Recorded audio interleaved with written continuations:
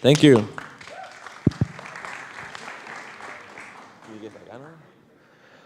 Hello, everyone. How you guys doing? A little bit some energy? Good. Thank you. So I want to start first saying thank you to the TECHSUYO people for inviting me. Thank you, Victor. We've been talking about this subject for a while. And what I'm going to share is a bit even recent. Last week, we at WIDA, we relaunched our brand, our strategy. We decided to take a leap forward and change a bit. And I'll show you a little bit inside the presentation, but this is not the whole idea of the presentation.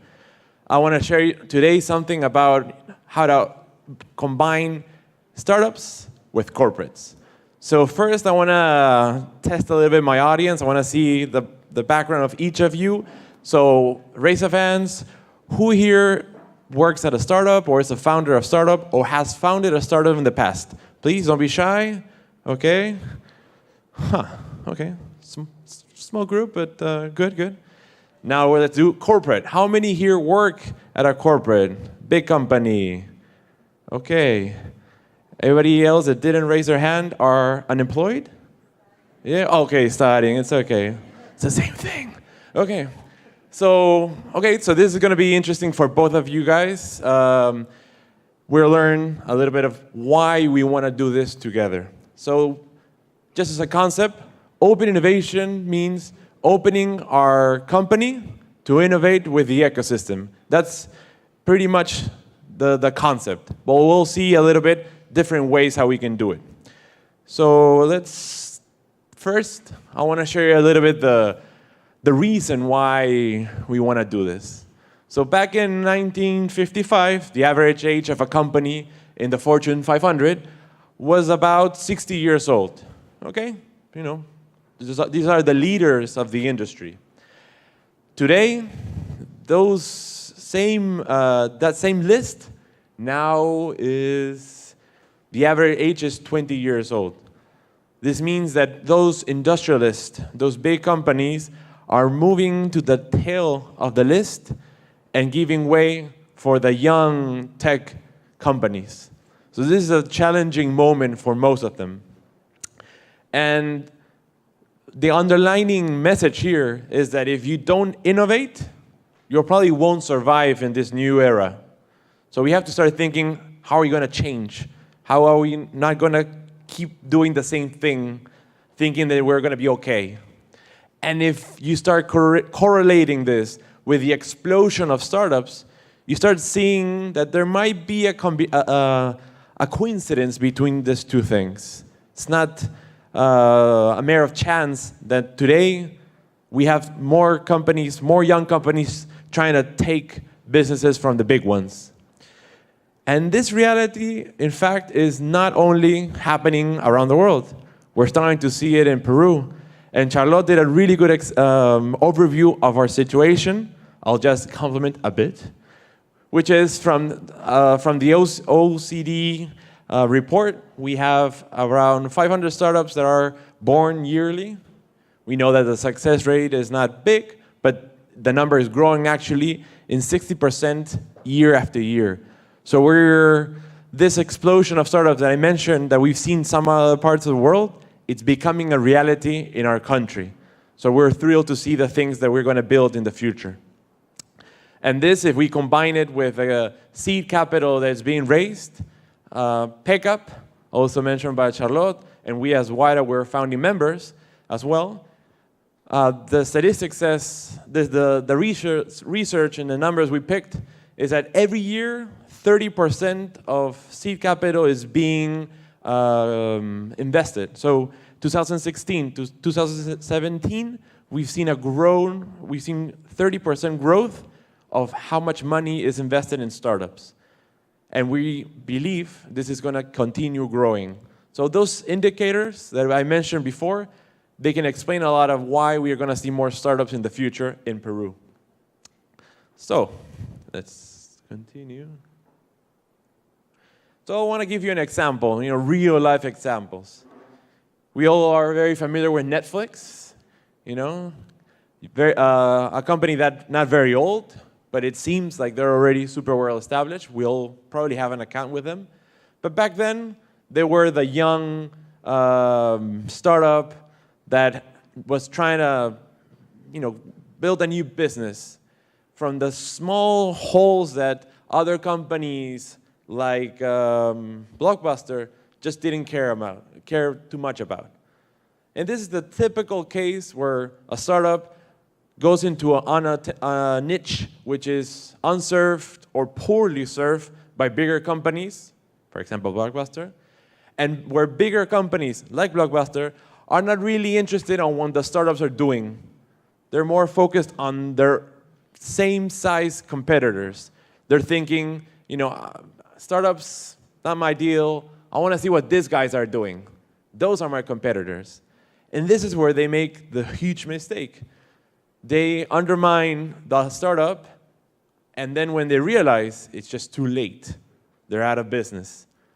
These small companies, even though they start small, soon enough they're going to take over their own niche, and they're so hungry for more business, they're going to take other business from bigger companies. In this case, happens in most industries. Probably you're thinking already in a few of them. So this is a warning for corporates. You have to understand about the startups that are around. And I'll give you another example. This one I really enjoyed while I was studying at Singularity. We were trying to understand the perspective of the US bank scenario and how startups have been, the fintech startups, have been challenging the banks. So for example, Wells Fargo here. You can see the different services they can offer to customers, and you can navigate, and there's a lot of stuff. They managed to build a huge array of solutions. Now I'm going to show you the same website, but now with all the different startups that are trying to take a little piece of Wells Fargo. And this example is the same if you see Citibank, if you see Chase, or whatever. There's so many startups that are just focused on one single thing, but combined, they're really paying for the bank. So we have to understand that there's a huge threat there. Okay? So now Wells Fargo is thinking, geez, do we have all the skills and resources to actually face all the different threats? Can we really deal with all those startups trying to take a little piece of my business? And actually, most corporates are thinking the same thing. Wells Fargo is not the only one. Most big companies are thinking, okay, do I have all that is needed to confront every single startup that's going to face my door? And the fact is, startups have certain advantages. For example, they bring innovative solutions. They have disruptive technologies. They're thinking on ways how to be more smart, how to serve better their customers. They're more fast and agile. Because of the size of the company, they can take super quick decisions.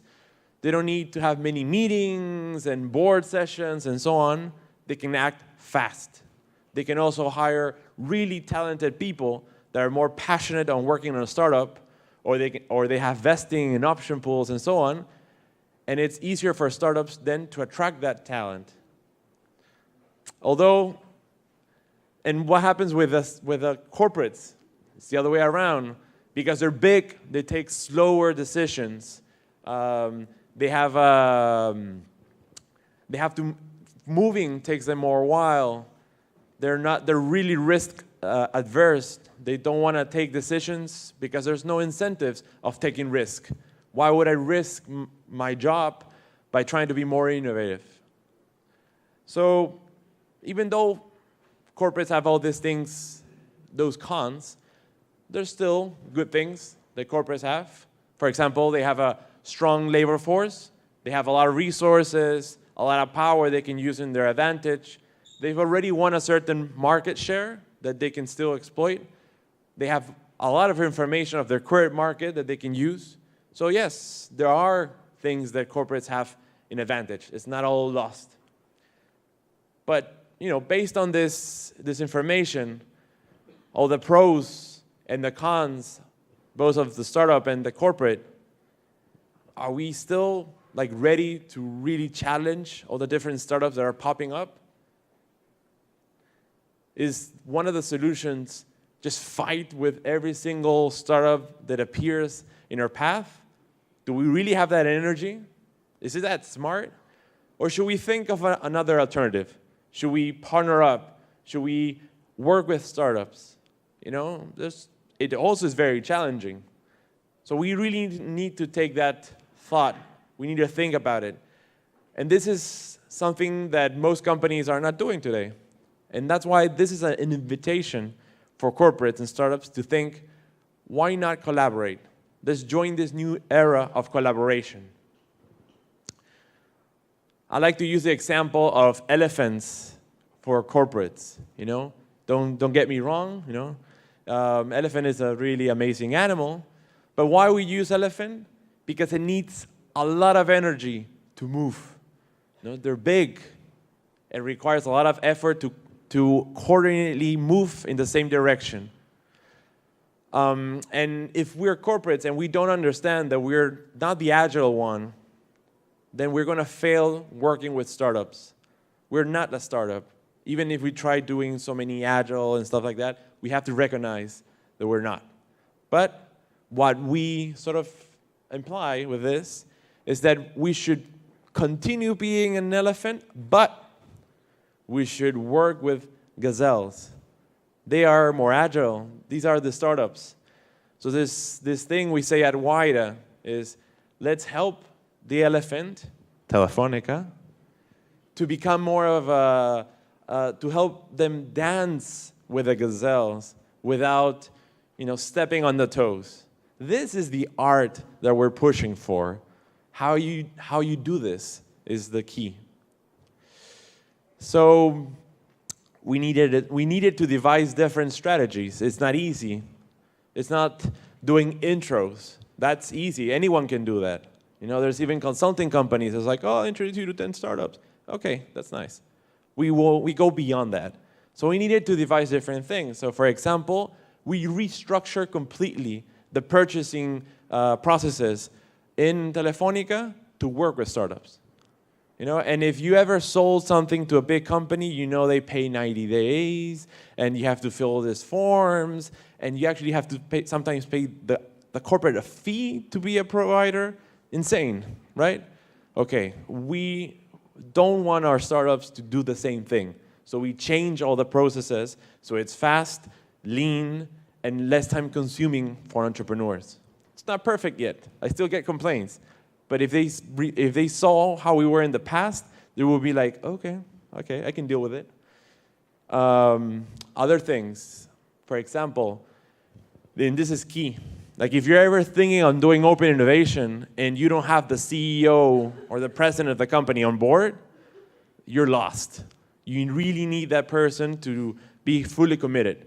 So what we have in our company is the CEO really interested on working with startups. So what he's told every single VP in the organization, I'm going to start measuring how many startups you work per quarter. I want to know if you're integrating innovative solutions or you're just looking for your your monthly bonus. Your typical KPI or your innovative KPI. Those sort of things, okay, it's going to start moving the needle. So I'm just going to share those two. The other ones are more secret. No, just kidding, there's no secrets. But I won't bore you with other things. Just to give you an overview, in Peru, we have this 7 different companies from our portfolio already working hand by hand with Telefónica. And this is something that didn't happen a couple of years ago. They're helping Telefónica, for example, be more efficient on the top-ups. Your prepaid, paying your prepaid online. Knowing other companies are helping to create innovative apps for Telefónica. Some of them are helping them understand better their customers. These are tools, solutions, that if you wanted to deploy them internally, it will take you years, and they won't be perfect. Here, you got entrepreneurs that are so passionate that they're willing to provide this solution to our corporate because it's a win-win. Just to give you a little bit more information, globally, this is not only Peru, globally we have more than 100 startups from our portfolio working with Telefónica. And it's expected by the end of the year that Telefónica is going to generate new revenue of over 50 million euros just by working with startups. And they're going to contract, they're going to hire the services of their startup for more than 25 million euros in order to be more efficient and improve what they're doing. So these are really good examples. So a little bit of what I will summarize is the greatest value a corporate can give for a startup is the potential of working together, to grow together. It's not the money that we give entrepreneurs. It's not the space, the physical space that you give them. Even though we have great advisors in technology that can advise our startups, that's not the only reason they go in to work with us. They want to go hand by hand with a great corporate so they can help them scale globally. And if you're thinking about your own corporation, think what are the things that you can add or help entrepreneurs. If you're a big retailer and you have stores all around Latin America, they'll be thinking, oh, how can I put my products in each of those stores? So, just give you a few examples. This is, why at the beginning we were the pioneers in the ecosystem in Latin America that we were helping boost the startup ecosystem. We began being more of an accelerator, providing mentorship, physical space, and so on. But time over time, as we started seeing that the ecosystem is more mature, there's more actors, more incubators, we decided to take a bigger leap. And that's why I was mentioning last week, we shared that we've moved to a next stage. We're now working with companies that are way more mature, that have already more traction, and that what they need to do is scale with the help of Telefónica, to go abroad. For example, I have here Solera, Aldo, who's sitting over there, and he signed up a deal with Telefónica in Spain a few months ago. So that's the sort of thing we want to do and help startups. I'll move very quick. I see that I'm running out of time. But yeah, we're 11 hubs around the world, and that's the potential we help startups. And just, underlying message here, there are many ways how you can work with startups. There's so many different doors.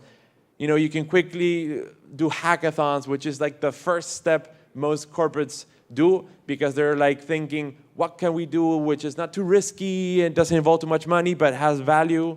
Then you can go the other way all to the end and be more like an acquirer of companies and so on. We went through the corporate acceleration phase and we're now a corporate VC. You can buy companies to bring talent into your company. You can run internal incubators, meaning your teams that are in a certain area want to build something. You can help them grow. You can build challenges and so on. So what are we? And this is like the last message I want to address. We are the interface. And if you're from the tech background, you'll know what an API is. Pretty much, you're helping systems talk to each other in an efficient way. And this is what we're doing. We're helping today Telefónica and startups to work efficiently. But tomorrow, and this is a little bit what we've been talking about, we want to integrate other companies to work together. Because it doesn't make sense one corporate to work with startups. We can put several ones. And these are a few of the companies that we've already been working with or talking to. So yeah, connecting startups and corporates, that's what we do. This is the path that many corporates around the world have been doing, including Telefónica. And if you're a corporate here, my advice is try to evaluate if this is a path you want to take. It might help you become more agile or more competitive in the future. Welcome to the age of collaboration. I can guarantee it's going to be an amazing path for your company. Thank you, and we are WIDA.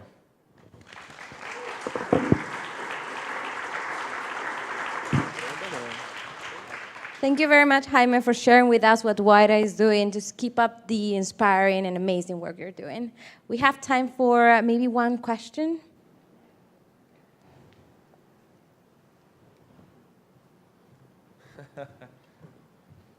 They're going to think it's a planted question there.